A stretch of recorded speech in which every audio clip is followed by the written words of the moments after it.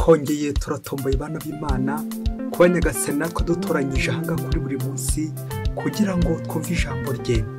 Ku izina ry'Imana Data na Mwana na Roho Mutagatifu, amen.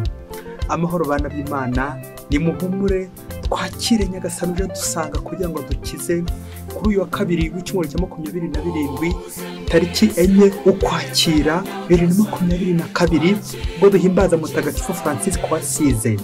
Isomo rya mbere niryo muri raporo Mutagatifu yandikiye Abanyagalati umutwe wa mbere umurongo 13 kugeza ku 24. Bavandimwe, mwumvise kandi imigirire yanjye kera ngiri mu Kiyahudi ko natotezaga bikabije Kiliziya y'Imana bishaka kuyitsemba, kandi benshi mu tungana dusangiye n'ubwoko nabarushaga gukurikiza idini ya Kiyahudi nk'abasumba ishyaka mu guharanira umuco karande w'abasukuruza. Nyamara umunsi wanyitoranyije nkiri mu nda ya mama yampamagaye kubw'ineza ye wambishurira umwana we kugira ngo mwamamaze mu mahanga. Ako kanya nahise mpaguruka ntaho niriwe ngisha inama habe no kuzamuka Yerusalemu ngo sange abantanze kuba intumwa, ahubwo nagiye muri Arabiya nyuma ngaruka i Damasi. Nyuma y'imyaka 3 nibwo nazamutse Yerusalemu kureba Petero, tumarana iminsi 15. Nta yindi ntumwa twabonanye uretse Yakobo umuvandimwe wa Nyagasani. Ibi mbandikira dore ndi mu maso y'Imana simbeshya. Hanyuma naje mu ntara ya Siriya na Sisiliya. Kiliziya ya Kristo ziri mu Yudeya zari zitarambona, usibye ko zumvaga bavuga ngo wa undi dutotezaga kera asigaye yamamaza ukwemera yahoze arwanya. Nuko zisingiza Imana kubera njye. Iryo ni ijambo ry'Imana. Zaburi ni 139. Nyagasani, nyobora inzira wigishije kuva kera. Uhoraho ndeba mu ntebe z'umutima ukamenya wese, iyo nicaye niyo mpagaze byose ububizi. Imigambi yanjye uyimenya mbere y'igihe. Mu migenzereze yanjye yose nta na kimwe kigusoba. Ni wowe waremye ingingo zanjye, umbumbabumbira mu nda ya mama. Ndagushimira ko wandemye ku buryo buhimbye, ibikorwa byawe biratangaje. Umutima wanjye urabizi neza rwose. Amagufa yanjye ntiyakwikinze igihe naremerwaga mu ibanga, nkaremwa mu nda ya mama. Nyagasani, nyobora inzira wigishije kuva kera. Nyagasani Yesu nabane namwe. Amagambo y'Evangelii ntagatifu yanditswe na Luka umutwe wa 10 murongo wa 38 kugeza kwa 42. Muri icyo gihe akomeza urugendo n'abigishwa be agera mu rusisiro, maze umugore witwa Marita aramwakira. Yari afite mwene nyina witwa Mariya, akaba yicaye iruhande rw'ibirenge bya Nyagasani yumva amagambo ye. Marita we yarahugiye mu byo gushaka amazimano. Ageze aho araza abwira Yesu ati, mwigisha, ntacyo bikubwiye kubona murumuna wanjye amparira imirimo yose? Mubwira azamfashe. Ariko Nyagasani aramusubiza ati, Marita, Marita, uhagaritse umutima kandi urahibikanywa na byinshi, nyamara ibyangombwa ni bike ndetse ni kimwe gusa. Mariya rero yahisemo umugabane mwiza udateze kuzamwamburwa.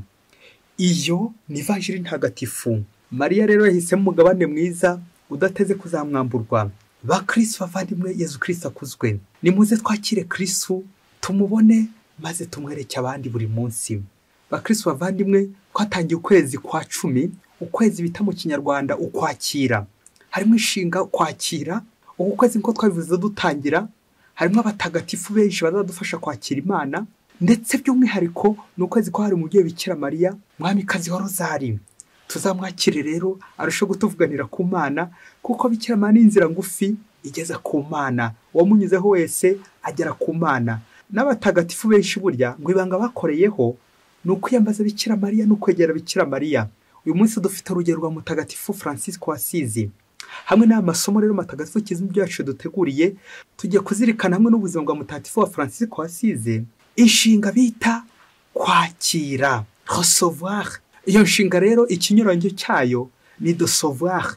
Hari reception ku ruhande rumwe iyo byagenze neza, ndetse hari na deception ku ruhande rundi iyo byagenze nabi. Hakaba hari umubabaro nyine aho ngaho kwa deception, naho kwa reception n'ibyishimo n'amahoro n'umunezero, tukakirwa neza. Abahanga mu gushaka ifaranga ndetse no mu kurikunda, ngo ntawe utarikunda, bemeza ko muri hoteli cyangwa ahantu bakirira abantu, umuntu wakagombye guhembwa amafaranga menshi cyane kurenza abandi ni umuntu wakira abandi nyine, receptioniste. Kuko ngo nyine ashobora kugutobera agakuraburiza bitewe n'uko yabyutse. Ariko nanone nguwo ashobora kujya gukora abakiriya benshi nuko rero ugasarura amafaranga menshi bitewe nande receptioniste. Nguko rero no mu rugo naho tuba hose iyo utazi kwakira neza nta bantu ubona bakugana. Burya no mu rugo bavuga ngo umugore burya niwe wakira abantu, gukiza kubwira urugo rw'umugore mubi nta bantu nyine bazajya bahagana. Nguko rero abantu batakira neza, abantu batazi kwakira abandi neza.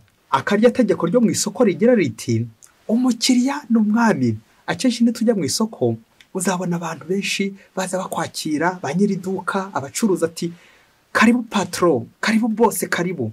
Bagakwita bose kandi urakana kari munsi yabo. Kubera iki? Bamenye iryo banga, umukiriya n'umwami. Iyo wakiriye neza umukiriya arakugurira nyine. Ariko tuzirikane ko hari abashobora kuguhendahenda nyuma baza kuguhenda. Aho ngaho bose turabazi, babaho nabo. Aho umuntu ashobora gukwakira ariko ari iby'inyuma gusa gukarimi, ari ukugira ngo kuryarye akubeshye, bikaza kurangira guhaye n'ibiribwa biboze. Kubera iki? Kakarimi karyohereye. Aho ngaho niba abandi bameze nk'intama inyuma ariko imbere ari ibirura. Aho ngaho nanone ni ukubirinda. Nguko rero abakristo bavanywe nako tugomba kwakirana, ntitumere nk'ibinyogote. Wa muntu ushobora kwegera agahita arekura imyambi nk'ikinyogote agakujomba. Ese ni kangahe ngewe njya njomba abandi igihe bansanga, aho kubasanganira ahubwo nkabasandaza igihe nabasanze. Uyu munsi rero ni ukwakira, nkamenya kwakira abandi neza, ariko nzirikana ko mbere ya byose nk'umukristo burya ntabwo ari njye wakira Yezu mbere na mbere, ahubwo ni Yezu unyakira, akama n'uburyo nshobora kumwakiramo ndetse no kwakira abandi. Rero iyo nemeye ibyo Yezu ambwira, inama Yezu angira, bituma koko ngira umutima mwiza wo kwakira abandi neza, nkabakira nk'uko Yezu abimbwiriza, nk'uko Yezu ashaka, gukora icyo Imana ishaka mu kwakira abandi. Ubwo rero turi mu kwezi ko kwakira, reka duhere ku mateka magufi ya Mutagatifu Francisco wasize. Mu nteruro yagiye avuga nyinshi, harimo imwe igira iti Nyagasani ngira umugabuzi w'amahoro yawe. Amen, amen, amen, amen.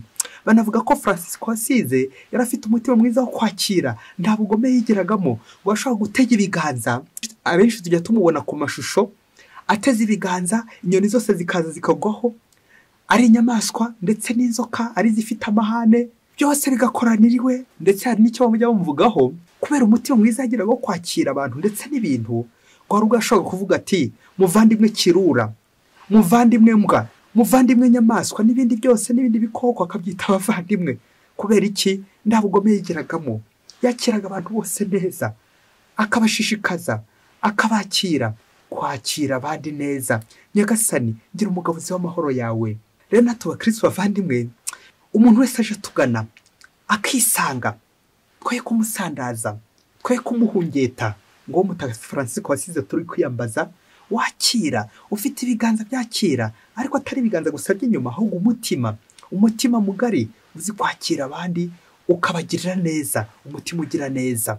Twumvise no mu masomo y'uyu munsi hagiye hagarukamo amagambo yo kwakira. Mu isomo rya mbere turumva Paulo yemeza ko Nyagasani yamwakiriye. Paulo mutagatifu muri iri somo ari guha Abanyagalati ubuhamya bw'aho yanyuze mu bihe bikomeye atoteza Kiliziya, ariko uburyo Nyagasani yaje kumugirira impuhwe akamwakira mu bana ba Kiliziya. Paulo uwo mwete yakoresheje ayamagana Kiliziya, atoteza Kiliziya, nyuma aho Yezu amaze kumwakirira nibwo noneho uwo mwete wamurangaga agira nabi yaje kuwukoresha noneho ari kugira neza, umugira neza, yamamaza inkuru za Kristo mu mahanga yose. Amen, amen, amen.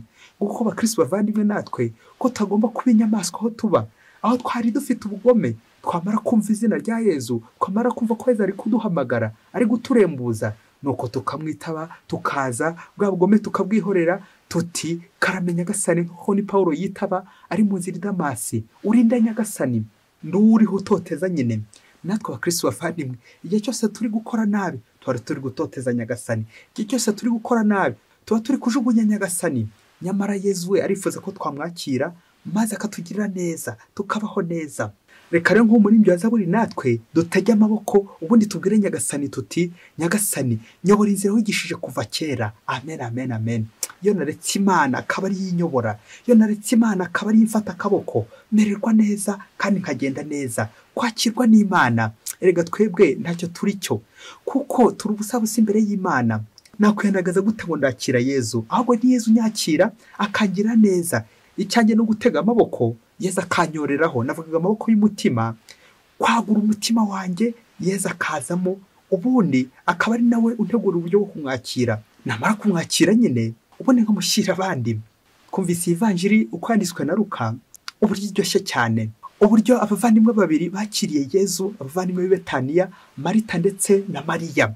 Bavuga ko uru rugo Yezu yakundaga kurugendamo, bari bafite musaza wabo witwa Lazaro. Nanone binashoboke ko bari n'imfubyi, akabya bindi by'uko Yezu nyine akunda kugana ahantu bababaye, ahantu badafite kirengera. Aho ngaho nibo banamwakira neza nyine, kuko abo ngabo nyine ntandi bishingikirije, ni kuri Yezu bacungiye, ucungira kuri Yezu. Yezu rero ubwo yarugendagamo cyane, batubwira ujya agaruka agasangira nabo mu rupfu rwa musaza wabo, aho hose Yezu agahaza kandi bakamwakira neza. Ndetse Yezu akanabona no gukora ubutumwa bwo guhindura abantu Abayahudi, ndetse Mariya na Marita bakabona ko kwamaza ukwemera kwabo. Twumvise uyu munsi noneho Marita na Mariya, umwe ku ruhande rumwe undi ku rundi, bose biteguye kwakira Nyagasani. Aha ngaha isomo twavanamo ni uko ari magirirane, kuba magirirane mu kwakira Yezu. Umwe ashobora kuba ari mu gikoni, undi muri saro, ariko ibyo ntibyagatubera impamvu yo gushyamirana, impamvu yo kugira ishyari, ahubwo ishyaka ryo kwakira Yezu aho ndi, n'aba ndi mu gikoni, n'aba ndi muri saro, n'aba ndi ku mirimo, aho ndi hose Yezu arahemera. Mva gusa kubikora neza n'umutima mwiza, nta gusigana, hato ntaza kumusiga. Akenshi iyo twakira Yezu hari ubwo dusigana bikaza kurangira tumusize. Ntabwo ivanjiri igamije gutwereka uburyo Marita yivumbuye kubera ko Mariya ataje kumufasha ku mirimo, ahubwo igambiye gutwereka ubwuzuzane, la complémentarité dans le travail. Kwakira Imana buri wese agashyiramo urwe ruhare, tukaza guhuriza hamwe mu kwakira Kristo, nta gusigana, hato tutaza gusigana nyine. Marita amaze kubona imirimo yamurenze, we yashatse kujya gusabira indi mirimo mugenzi we. Yezu araboneraho mukosore, amwereka uburyo bwiza agomba kunyuramo. Pas d'agitation, kutarakara, kutivumbura.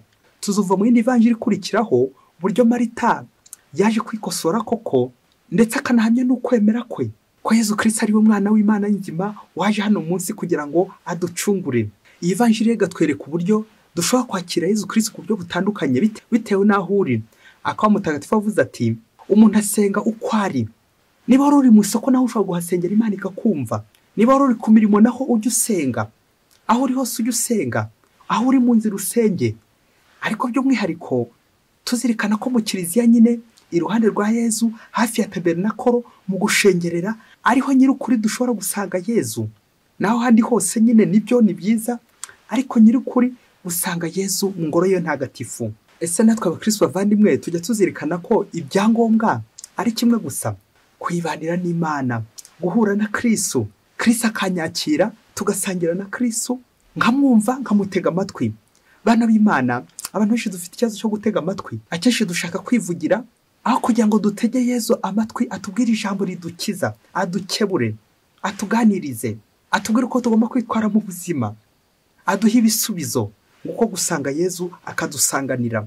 Hanze kwibaza nanjye muri ivanjiri uko nakira abantu baze iwanjye mu rugo iwanjye.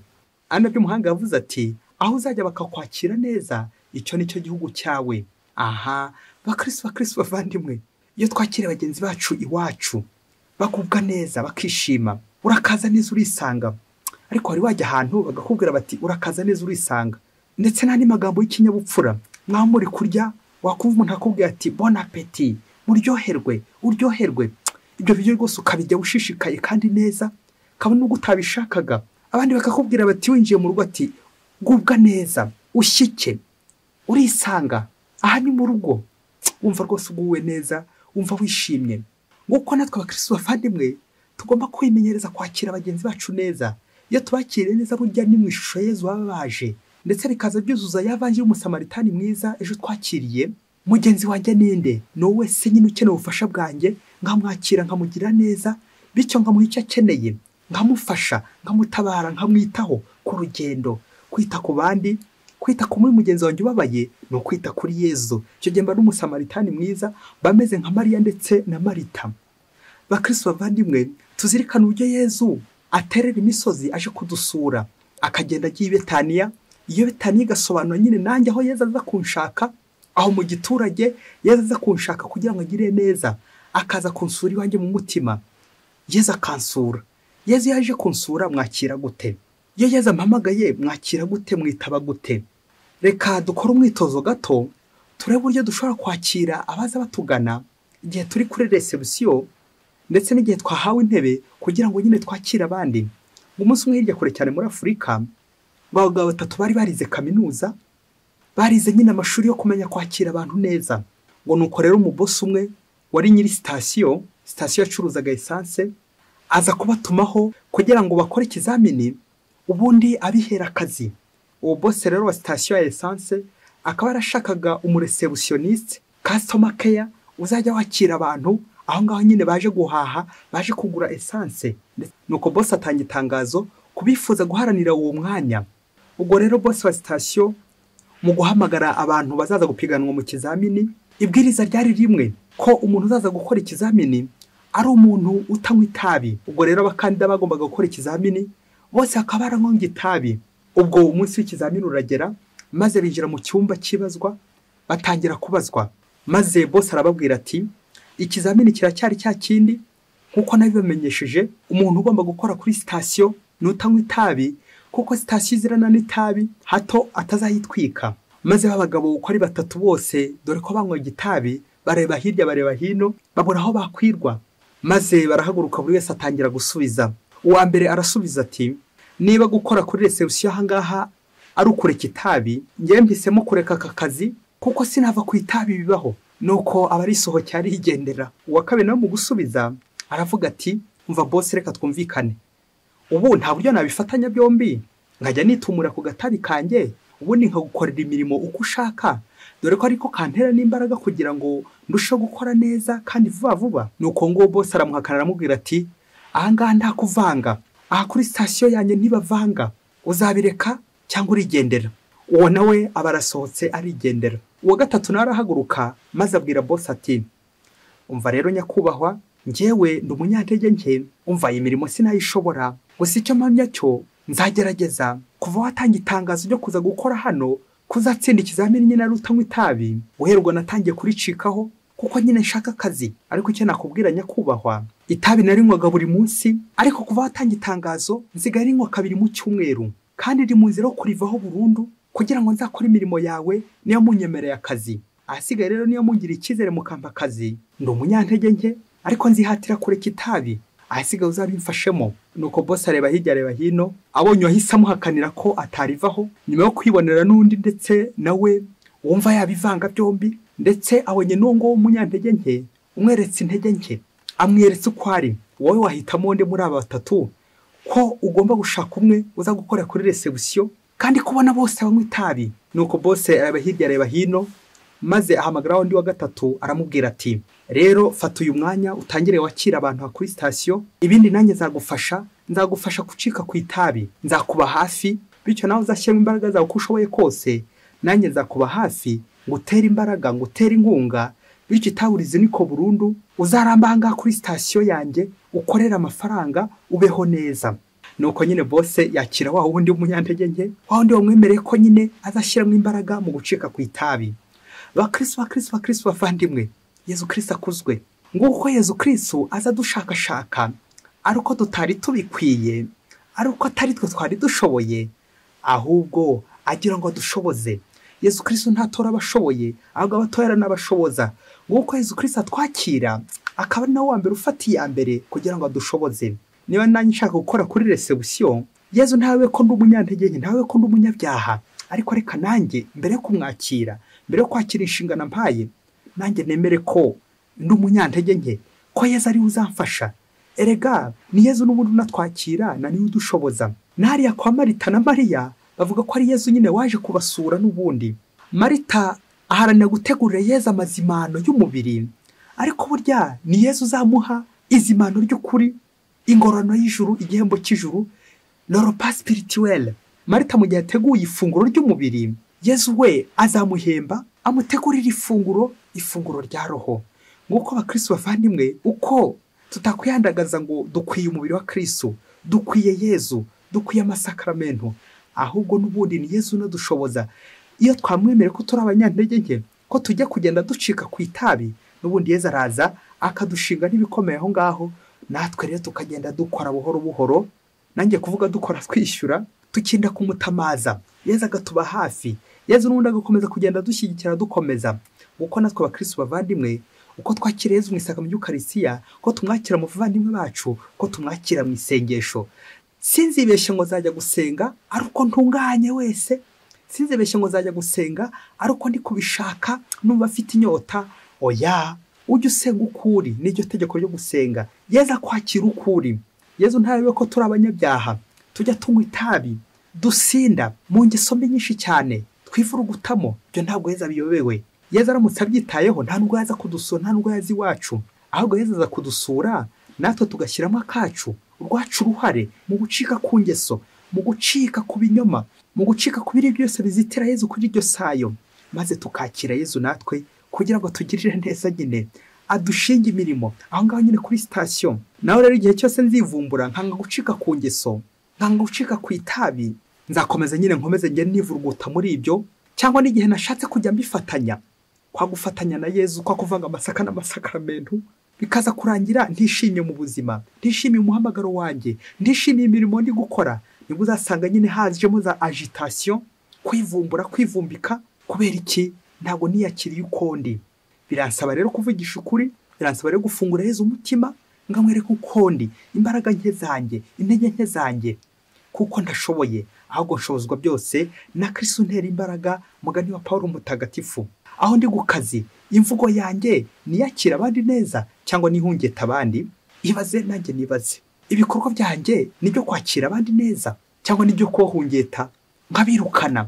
Abaza bangana bose nshobora kubakira neza, ngo kubakira abandi neza kuri telefone, kwakira abandi muri hoteli, kwakira abandi mu nzu zacu, kwakira abandi igihe badukeneye ubufasha, igihe baduhamagaye, tukihutira kubasanga ndetse no kubasanganira. Yesu mwana w'Imana, utubabarire aho tutagiye tukwakira uko ubishaka, aho wagiye udusanga ntitugusanganire.